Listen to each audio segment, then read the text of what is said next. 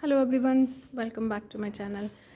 इतना घना तुलसी का पौधा बहुत कम देखने को मिलता है। देखिए, ये श्यामा तुलसी है, पत्तियों का रंग श्वेत है और मार्च के महीने में इतनी घनी तुलसी बहुत ही कम देखने को मिलती है क्योंकि पौधे डोरमेंसी से बाहर आते हैं और तुलसी का प्लांट सर्दियों में मोस्टली सारी पत्तियाँ गिरा देता है। लेकिन आप जो ये तुलसी का पौधा देख रहे हैं पूरे साल दोस्तों इससे भी ज़्यादा घना रहता है।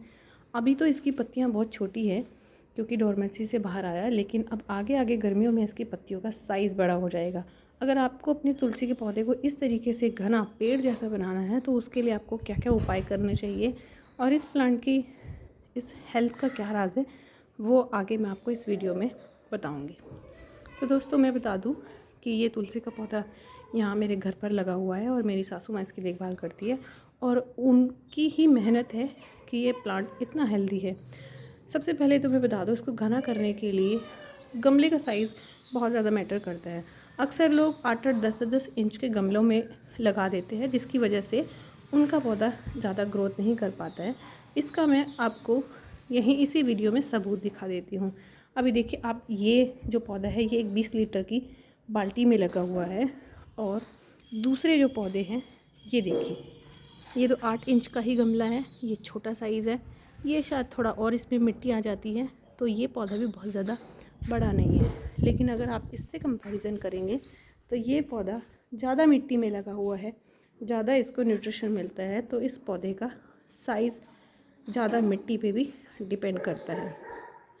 आपने अक्सर देखा होगा कि ज़मीन में जो तुलसी के पौधे लगे होते हैं वो बहुत ज़्यादा हेल्दी और बुशी हो जाते हैं, लेकिन अगर बड़े गमले में लगाते हैं तो उस पर भी इस तरीके से बुशी कर सकते हैं। मिट्टी जो सबसे बेस्ट इसके लिए सॉयल है वो मैं कहूँगी कि जब भी आप इसकी मिट्टी बनाएं तो उसमें कंस्ट्रक्शन सैंड को ज़रूर ऐड करें। कंस्ट्रक्शन सैंड नदी की तलहटी में से निकली हुई रेत होती है, तो उसको आप नॉर्मल गार्डन सॉइल में मिक्स करके तभी इस पौधे को लगाएं।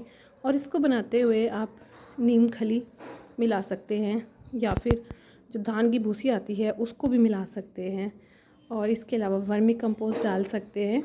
वो सब चीज़ें इसमें आप साल में एक बार मिला दीजिए। अगर आप केमिकल खाद का यूज़ करते हैं तो साल में डीएपी के कुछ दाने 2 बार आप मार्च में और फिर सितंबर में वो डाल सकते हैं। इसके अलावा एक बहुत अच्छी खाद होती है, वो होती है प्राकृतिक, जो कि है बारिशों का पानी।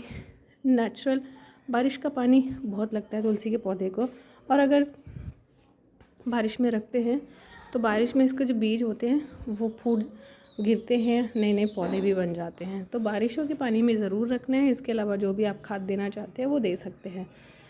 पूजनीय प्लांट है तो इसका थोड़ा सा रख रखाव हमें बहुत ज़्यादा गर्मी में सर्दी में करना पड़ता है। स्पेशली सर्दी में डायरेक्ट पाले से इसको बचाइए, ओस गिरती है तो ख़राब हो जाता है। लेकिन यहाँ ये शेड के नीचे रखा है, लेकिन इस पर धूप आ जाती है 12 बजे के बाद, तो इस पौधे को 7-8 घंटे की धूप तो ज़रूर दीजिए। हालांकि 2-3 घंटे की धूप में भी चल जाता है, लेकिन अगर ज़्यादा धूप मिलेगी तो पौधा ज़्यादा फोटोसिंथेसिस करेगा और इसकी पत्तियाँ हेल्दी रहेंगी। अगला जो इसका पॉइंट है वो ये दोस्तों कि पत्तियों का साइज़ अगर बड़ा करना है और फॉलिएज ज़्यादा रखना है तो इस तरह की जो मंजरी आती है, यानी कि बीज की जो फलियाँ आती है, इनको आप टाइमली हटा दीजिए। लास्ट हमने दिवाली के टाइम हटाई थी, तो अब इसको मैं जब यहाँ से जाऊँगी तो मैं इसकी सारी जो मंजरी हैं, फली हैं, बीजों की, फली नहीं कहूँगी, ये जो स्टॉक इस पे आए हुए हैं वो मैं इसको पूरी तरीके से हटा दूँगी। उसके बाद से ही इसकी पत्तियों का साइज़ भी बढ़ना शुरू हो जाएगा और आगे क्योंकि इसका फेवरेबल टाइम है गर्मियों का, तो उसमें इसकी पत्तियाँ खुद ही बड़े भी थोड़ी सी होने लगेगी। तो दोस्तों पानी का आप ध्यान रखें, क्योंकि छोटे गमले में जब आप पानी देते हैं तो वो ओवर वाटर हो जाता है, लेकिन जब आप बड़े साइज़ के गमले में लगाते हैं तो अधिकांश जो पानी है वो नीचे की तरफ सेट हो जाता है और इस पौधे की जो जड़ें होती हैं वो बहुत ज़्यादा बड़ी नहीं होती। इस गमले में, मतलब इस बकेट में, इस पौधे की जो जड़ें हैं वो बस कम से कम सिर्फ आधी ही होंगी, इससे ज़्यादा तो नहीं होंगी। तो जितना एक्स्ट्रा पानी होता है वो नीचे सेट हो जाता है। अगर पौधे को पानी चाहिएगा तो वो नीचे से एब्जॉर्ब कर लेगा, नहीं चाहिए तो वो नीचे की तरफ सेट है, तो पानी की वजह से इसकी जड़ें नहीं गलेंगी। तो दोस्तों पानी मिट्टी और गमले का साइज़ बहुत ज़्यादा मैटर करता है तुलसी को इस तरीके से घना बनाने के लिए।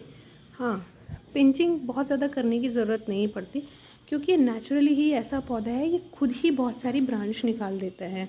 आपको यूट्यूब पे बहुत सारी इसके खाद की वीडियो मिलती हैं, लेकिन इसको बहुत ज़्यादा ऐसी ज़रूरत डालने की नहीं है।